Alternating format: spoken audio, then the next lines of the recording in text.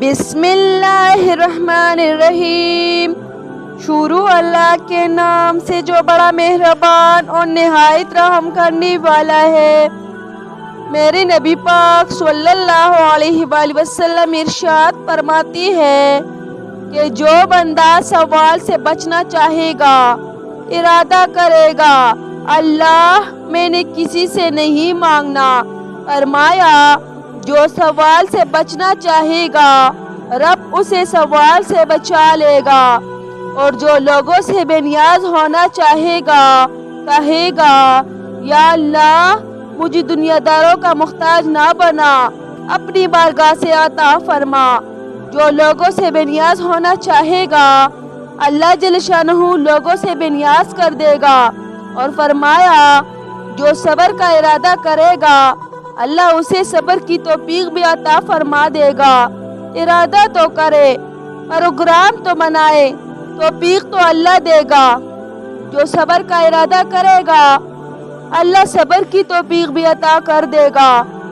اور حضور صلی اللہ علیہ وآلہ وسلم فرمانے لگے یاد رکھو کسی بندے کو جو بہترین تحفہ دیا گیا ہے نا، اگر کسی کو کوئی بہترین عطیہ ملا ہے پھر اللہ تعالیٰ نے اسے صبر عطا فرمایا ہے، یہ بہترین تحفہ ہے۔ اس سے زندگی سنور جاتی ہے، اس سے انسان باوقار اور مطمئن ہو جاتا ہے، اس سے اس کے شب روز آسانی سے بیت و دنیا کے پگڈنڈیوں سے آسانی سے گزر کے اللہ کی بارگاہ عالی مرتبت میں سرخرو ہو کر حاضر ہو جاتا ہے۔ لیکن اگر بے حوصلہ ہو، صبر نہ ہو، پھر نقصان روز بروز بڑھتا ہے۔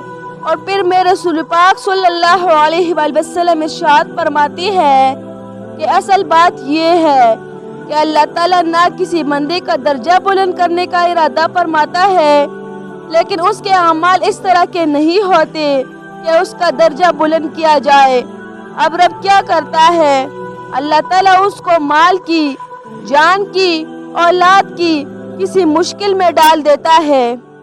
اس مصیبت پر وہ بندہ صبر کرتا ہے تو اللہ تعالیٰ اس کا درجہ بلند فرما دیتا ہے۔ اعمال اس قابل نہیں تھے کہ درجات بلند ہو، وہ اعمال کی بنیاد پر نہیں کر سکتا تھا، تو اللہ تعالیٰ نے کسی مشکل میں ڈال کے نہ اپنے فضل سے درجہ بلند کر دیا۔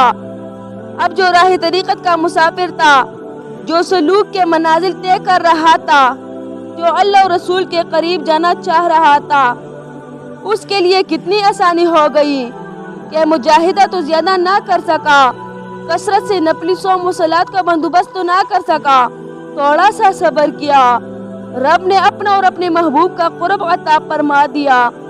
تو یہ تو آپ صبر کرنے کے لیے جب نکلے ہیں تو آپ نے رب رسول کو پا لیا ہے۔ یہ صبر تو وہ والا صبر ہے جس کی جو منزل ہے وہ اللہ اور رسول صلی اللہ علیہ وآلہ وسلم کا قرب ہے۔